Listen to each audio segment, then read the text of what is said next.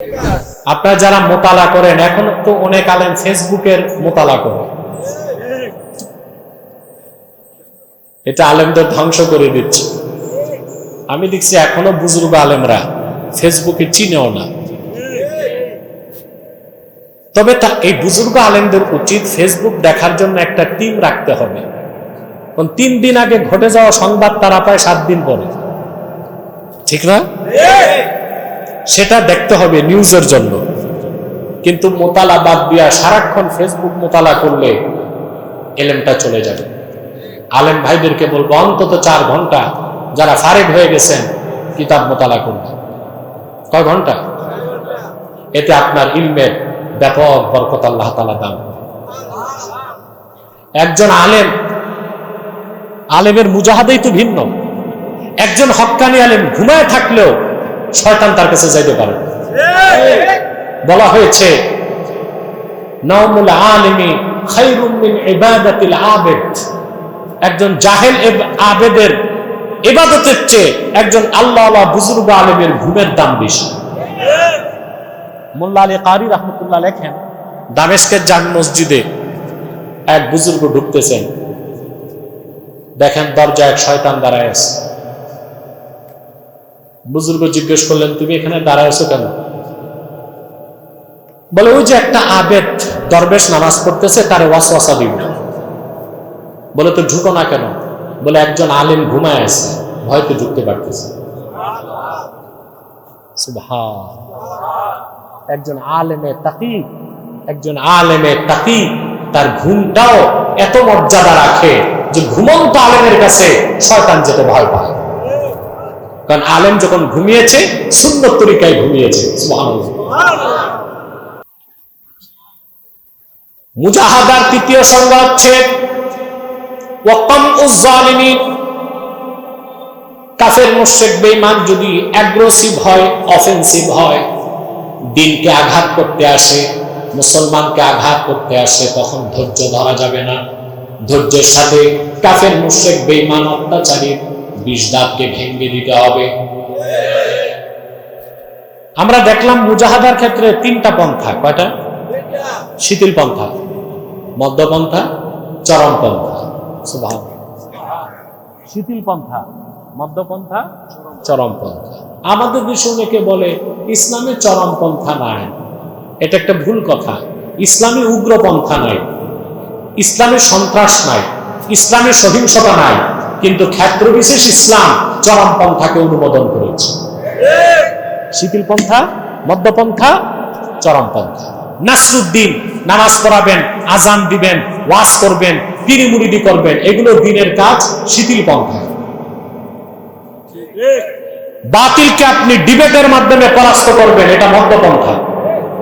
চূড়ান্ত পর্যায়ে কাফের মুশরিকের বিষ দাঁতকে ভেঙে দিতে ময়দানে ঝাঁপায় পড়বেন, ওটা হচ্ছে চরমপন্থা। যারাই বলে ইসলামে চরমপন্থা নাই, তারা সুকৌশলে জিহাদ ফি সাবিলিল্লাহকে পাশ কেটে চলে যেতে চায়। চরমপন্থা কোথায় নেই ভাই? আমি একটু উদাহরণ দিই, কথা বলি। সব ভালো কাজে চরমপন্থা। আপনি গেছেন চোখের ডাক্তারের কাছে, দেহের সবচেয়ে স্পর্শকাতর অঙ্গ চোখ, ডাক্তার ট্রিটমেন্ট করবে শিথিল পন্থায়। কিভাবে? গেলেন কানের ডাক্তারের কাছে, কানের ডাক্তার ট্রিটমেন্ট করবে মধ্যপন্থায়, একটু খোসা টোসা লাগবে। গেছেন দাঁতের ডাক্তারের কাছে, দাঁতের ডাক্তার ট্রিটমেন্ট করবে চরমপন্থায়। যে ইনজেকশনটা আছে এটা দেখলে এখন আমি ভয় পাই। তারপর সারাশি একটা ঢুকায় এক্সট্রিম ওয়েতে দাঁত বের করবে। দাঁতের ডাক্তার যদি কানের ডাক্তার, আর কানের ডাক্তার যদি চোখের ডাক্তারের পন্থা নেয়, কানের ট্রিটমেন্টও হবে না, আর একটা দাঁত উঠানো। তো চরমপন্থা আছে না? উগ্রপন্থা আর চরমপন্থা এক জিনিস। এক্সট্রিমিজম আর টেরোরিজম এক জিনিস না। এক্সট্রিমিজম চরমপন্থা, আর টেরোরিজম হচ্ছে উগ্রপন্থা। ইসলামে উগ্রপন্থা নাই, কিন্তু দ্বীনের স্বার্থ রক্ষায় চরম পন্থা গ্রহণ করার অনুমতি ইসলাম দিয়ে রেখেছে। ওইটা হচ্ছে জিহাদ ফি সাবিলিল্লাহ। আমরা এর থেকে সরতে পারি না। আরেকটা উদাহরণ দিই। ঘুমাচ্ছেন? আমি দেখবো কে কে ঘুমান, হাত উঠান। শুধু ইসলামের স্বার্থ রক্ষায় জিহাদের কথা বললেই চরম পন্থা বলো, গণতন্ত্র রক্ষায় 5ই আগস্ট দেশ স্বাধীন করছো চরম পন্থায়, গণতান্ত্রিক পদ্ধতিতে আন্দোলন হয় না। কি পন্থা ছিল এটা? বাস্তব। বিএনপি নেতা বলেন 16 বছর না, এই জন্য বলছি বিএনপি তো স্টেক হোল্ডার, এই আন্দোলন তো তাদের অনেক, এই জন্য বলছি। কথা বুঝতেছেন? সবচেয়ে বেশি অবদান আলেম ওলামা পীর মাশায়েখের। তারপর অনেক রাজনৈতিক দলের লোকই রক্ত দিয়েছে, বিএনপির লোক, জামাতের লোক, খেলাফতের লোক দিছে না? যারা রক্ত দিয়েছে সবাইকে আমরা স্টেক হোল্ডার মনে করি।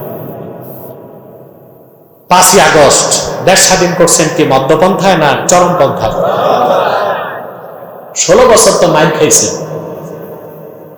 মাইর খাইছেন, একতরফা খাইছেন। দেয়াল যখন পিঠে ঠেকে গেছে, ছাত্র জনতা মাঠে নামলো 5ই আগস্ট। একদিকে ডিফেন্স তাদের বাধা দিল, তারাও পিঠ দেখায় নাই, বুক পেতে দিচ্ছে, যা পেয়েছে হাতে তাই তুলে নিয়েছে। দুদিকেই রক্তপাত হয়েছে। গণতন্ত্র রক্ষায় তো চরমপন্থাকে নিলেন। এটা যদি নাজায়েজ না হয়, ইসলামের স্বার্থ রক্ষায় চরমপন্থা করা যাবে না, এইরকম ভাওতাবাজির ফতোয়া বাংলাদেশে দেওয়া আর মেনে নেওয়া হবে না।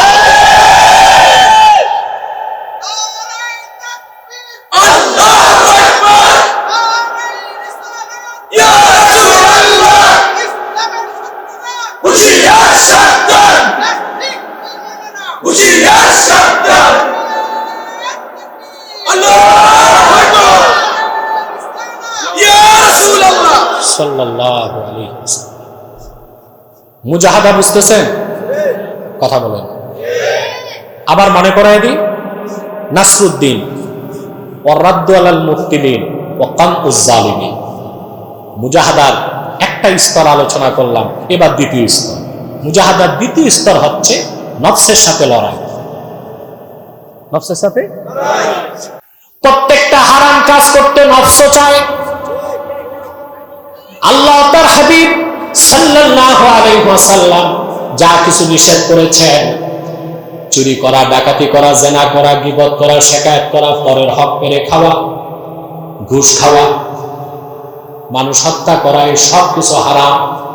প্রত্যেকটা হারাম কাজ চিত্তাকর্ষক, সেটা করতে মন চায়। আল্লাহ রাব্বুল আলামিনের ভয়তে নফসের সাথে লড়াই করে গুনাহ থেকে বেঁচে থাকা, সেটাও হলো মুজাহাদার দ্বিতীয় স্তর। হারাম কাজগুলো কেমন লাগে? ভালো লাগে বলি তো অনেকে ব্যবসা বাণিজ্য নাই, চাঁদাবাজি করে চলে, আছে না? এই যে চাঁদাবাজ যারা, ওদের কিন্তু ব্যবসা নাই, চাকরি নাই, টেম্পো স্ট্যান্ড, রিক্সা স্ট্যান্ড, বালুর ঘাট, ট্রাক, এগুলো থেকে মেরে কেটে থাবাধাবি করে সংসার চলতেছে, মজা লাগে। জেনা যারা করে নফস সেটা চায়, চুরি যারা করে নফস সেটা চায়। মুমিন আল্লাহর ভয়তে নফসের সাথে লড়াই করে টিকে থাকবে, এটা মুজাহাদার দ্বিতীয় স্তর বলেন সুবহানাল্লাহ। আল্লাহ রাব্বুল আলামিন বলেন, ফাআম্মা মান খাফা মাকামা রাব্বিহি ওয়া নাহান নাফসা আনিল হাওয়া ফাইন্নাল জান্নাতা হিয়াল মাওয়া। আল্লাহ রাব্বুল আলামিন বলেন, আর যে ব্যক্তি কাল হাসর ময়দানে মহান আল্লাহর সামনে দাঁড়াবার ভয় অন্তরে পোষণ করলো, আর তার নফস যা চাইলো আল্লাহর ভয়ে তা থেকে সে নিজকে নিবৃত রাখলো, এই মুজাহাদার কারণে সেই ব্যক্তির চূড়ান্ত গন্তব্য হবে আখিরাতে আল্লাহর জান্নাত। এটা মুজাহাদা। এটা কি? নফসের সাথে লড়াই। কিসের সাথে? নফসের সাথে। এবার মুজাহাদার চূড়ান্ত স্তর বলবো। 1.5 ঘন্টা চা বললাম, সব ভুলে গেলে আমার দুঃখ নাই। এখন যেটা বলবো মুজাহাদার চূড়ান্ত সংজ্ঞা, এরপরে কোনো সংজ্ঞা, এটা লিখতে হবে খাতায় কলমে না, মনের পাতায়। বলবো? আল্লামা কুরতুবী মুজাহাদার চূড়ান্ত ব্যাখ্যা করতে যে লিখেন, মাসালুস সুন্নাতি ফিদ দুনিয়া কামাসালিল জান্নাতি ফিল উকবা ফামান দাখালাল জান্নাতা ফাকাদ সালিমা ওয়া কামান আখাযাস সুন্নাহ ফাকাদ সালিমা। সুবহানাল্লাহ। ইমামে কুরতুবী লেখেন, আল্লাহর হাবিব আখিরি নবী নূর নবীজি মুহাম্মদ মুস্তাফা সাল্লাল্লাহু আলাইহি ওয়াসাল্লাম ১৫০০ বছর আগে যে সুন্নাত রেখে দিয়েছেন, সেই সুন্নাতের উদাহরণ হচ্ছে দুনিয়ায় আল্লাহর জান্নাতের মতো। যে ব্যক্তি জান্নাতে প্রবেশ করলো সে যেমন নিরাপদ হয়ে গেল জাহান্নাম থেকে, দুনিয়ায় যে ব্যক্তি জীবনের সকল মৌলিক ক্ষেত্রে সুন্নতকে কামড় দিয়া ধরলো সে সেই রকম ফিতনা থেকে নিরাপদ হয়ে গেল। তার মানে মুজাহাদার চূড়ান্ত ব্যাখ্যা হচ্ছে সুন্নত তরিকায় চলা। ব্যক্তি জীবন, সমাজ জীবন, পারিবারিক জীবন, রাষ্ট্র জীবন, শিক্ষা জীবন, সাংস্কৃতিক জীবন, নামাজ, রোজা, হজ, যাকাত সকল ক্ষেত্রে সুন্নতে মুতাহহারা মুআত্তারার পূর্ণ অনুসরণ করতে হবে। এর চেয়ে উপরে বড় কোনো মুজাহাদা। আপনি সুন্নত তরিকা বাদ দিয়া যতই সাধনা করেন, এটা মুজাহাদা হবে? যেমন অনেকে মুজাহাদা করতে যায় গোশত খায় না, খিচুড়ি খায়। কি খায়? এটা কি সুন্নত মোতাবেক আমল না সুন্নতের খেলাফ? মাঝে মধ্যে গোশত খাওয়া সুন্নত, তবে প্রতিদিন খাওয়া বেদাত। মাঝে মধ্যে খাওয়া, প্রতিদিন খাওয়া। আল্লাহর হাবিব সাল্লাল্লাহু আলাইহি ওয়াসাল্লাম ইরশাদ করেছেন, খায়রুত তাআমি ফিদ দুনিয়া ওয়াল আখিরাতিল লাহমু। দুনিয়া আখিরাতের সর্বোত্তম খাবারের নাম গোশত। মাঝে মধ্যে খাবেন, শক্তি পাবেন। আর যদি একদম খাওয়া বাদ দেন, দুর্বল হয়ে যাবেন, আপনি তো তখন নামাজ দাঁড়ায় পড়তে পারবেন না। আবার প্রতিদিন খাওয়া কি নিষেধ? হাদিস শরীফে আসছে, প্রতিদিন যে ঘরে গোশত খাওয়া হয় ওই ঘরে আল্লাহর লানত আসে। এটার প্রমাণ আপনারা দেখেছেন। প্রচুর গোশত যে ঘরে খায় ওই ঘরের মানুষের হার্ট অ্যাটাক করে, ব্রেন স্ট্রোক করে, প্যারালাইজড হয়ে পড়ে থাকে। যেই ঘরে একজন মুরব্বী প্যারালাইজ রোগী, ওই ঘরের কোন সদস্যের রাতের ঘুম নাই। এই বোঝা টানতে টানতে কি করতে করতে, এটা কি রহমত না লানত? তো মাঝে মধ্যে গোশত খাওয়া কি সুন্নাহ, প্রতিদিন খাওয়া কি বেদাত, একদম ছেড়ে দেওয়া কি রহবানিয়া, বৈরাগ্যতা, সুন্নতের খেলাফ। তাহলে সুন্নত তরিকায় চলার চেয়ে বড় কোনো মুজাহাদা না। আপনার বাড়ি আছে 3টা, গাড়ি আছে 3টা, জুব্বাটা পড়ছেন এইরকম, সাদা আছে 40টা, এটা মুজাহাদা? টুপিতে 3টা ছিদ্র, প্লাস্টিকের স্যান্ডেল 7 বার জ্বালাই দিছে। বাড়ি, গাড়ি, নারী, ওই বেলায় মুজাহাদা নাই, ওগুলো ঠিক আছে। ব্যাংকে টাকা আছে 3 কোটি, যত ফকির আর মিসকিন গিরে দেখায় জুব্বার মধ্যে, এটা মুজাহাদা? আল্লাহ যদি তৌফিক দেন, দামি পোশাক পরা কি সুন্নত না? কথা বলেন। আমি একটা হাদিস শোনাচ্ছি আপনাদেরকে। ইমামে বাগাবীতে রওয়ায়াত করেন, তাফসীর বাগাবীতে, খারাজা রাসূলুল্লাহ সাল্লাল্লাহু আলাইহি ওয়াসাল্লাম ইয়াওমান ওয়া আলাইহি জুব্বাউন কিমাতুহু 4000 দিরহাম। সাহাবী বর্ণনা করেন, আল্লাহর আখির নবী নূর নবীজি মুহাম্মদ মুস্তাফা সাল্লাল্লাহু আলাইহি ওয়াসাল্লাম একদিন সাহাবায়ে কেরামের সামনে তাশরীফ নিয়ে আসলেন।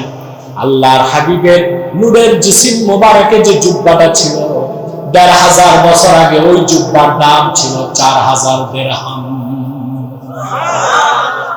কত দিরহাম? সুবহানাল্লাহ বলবেন।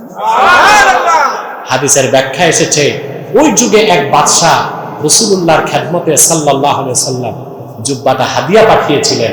তো আল্লাহর নিয়ামত হিসেবে রাসূলুল্লাহ সাল্লাল্লাহু আলাইহি ওয়াসাল্লাম জুব্বাটা পরিধান করেছেন। কারণ আল্লাহর হাবিবের উম্মতে রাজা বাদশাও তো থাকবে, তাদের সুন্নত মোতাবেক চলতে হবে না? তাহলে বোঝা যায় সাধ্য থাকলে, আল্লাহ দিলে দামি জুব্বা পরা কি সুন্নাত, আর যখন সাধ্য নাই, আল্লাহ দেন নাই, তখন তালিযুক্ত জুব্বা পরা সুন্নাত। মুজাহাদা বুঝতেছেন? কথা বলেন। অনেকে মুজাহাদার খাতিরে আতর লাগায় না। কেন লাগায় না? আতর কিনতে পয়সা লাগে। কি লাগে? অথচ আতর লাগানো কত বড় সুন্নাত। যতক্ষণ আতরের গ্রাম থাকবে, মানুষ পাবে, আপনার সওয়াব লেখা উর্জিত হবে। আর আমাদের দেশে অনেক পিসার আতর লাগায় না, গোসলও করে না, আতরও লাগায় না, আছে না? আরে ভাই, আতর লাগানো তো অনেক বড় সুন্নাত, সুন্নাত না? কিন্তু সমস্যা হচ্ছে আতরের দাম সবচেয়ে বেশি, কারণ সুন্নাত তো সবসময় সবচেয়ে উপরে থাকে। আপনি একটা সেন্টার কত দিয়ে কিনবেন? বিদেশি সেন্ট, ফ্রান্সের তৈরি, এক বোতল 20,000, 30,000, 40,000, 70,000, 80,000। বলেন, এর উপরে তো আর 10 ml পাবেন না। আতরের দাম কত জানেন? আমি একবার হজের সময় মদিনা মুনাওয়ারাতে মসজিদ নববী সাল্লাল্লাহু আলাইহি ওয়াসাল্লামের বাইরে কাপড়ের দোকানে ঢুকলাম। আমার কৌতূহল জাগলো, আমি সেলসম্যানকে বললাম সবচেয়ে দামি আতরটা দেখান। এতটুকু একটা বোতল বের করছে, এতটুকু, এই যে এতটুকু। আমলার দাম কত? বলে 12,000 রিয়াল। বাংলাদেশের 2.5 লক্ষ টাকার উপরে এতটুকু এক বোতল আছে। গত বছর আমার প্রোগ্রাম ছিল আরব আমিরাতে। আপনারা জানেন আল হারামাইন পারফিউম কোম্পানিটা আরব আমিরাত।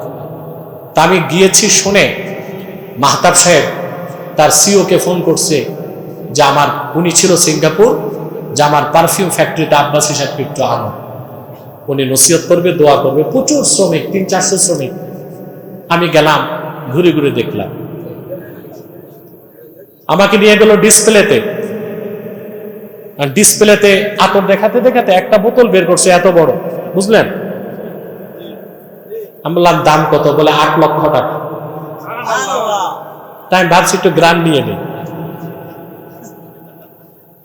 এটা আমিররা লাগায়, তার মানে হচ্ছে আতর লাগানো সুন্নত। এটার দাম সবসময় থাকবে কি? আপনার তো বাংলাদেশে ভালো আতর পান না। এই রোজার দিন বাইতুল মুকাররমের সামনে দেখবেন এত বড় বোতল, লেখা জান্নাতুল ফেরদৌস, দাম কত? 15 টাকা।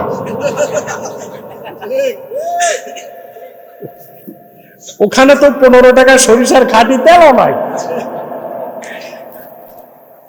তাহলে মুজাহাদা হচ্ছে সুন্নত তরিকায় চলা, ঠিক না? তো ওয়াল্লাযীনা জাহাদু ফিনা, আমরা যে আল্লাহর ওলি হতে চাই, মুজাহাদা করতে হয়। চূড়ান্ত কথা হচ্ছে জীবনের সকল ক্ষেত্রে সুন্নতের অনুসরণ। সুন্নতের অনুসরণ শুধু নামাজ, রোজা, হজ, যাকাতে না, জীবনের সকল মৌলিক ক্ষেত্রে। আপনার ফৌজদারি, আপনার দেওয়ানি, আপনার সংস্কৃতি, আপনার শিক্ষা, সকল ক্ষেত্রে সুন্নতের অনুসরণ করা ছাড়া সুখ, শান্তি, সমৃদ্ধি, কল্যাণ, মুক্তি, পরকালে নাজাতের কোনো ব্যবস্থা নাই।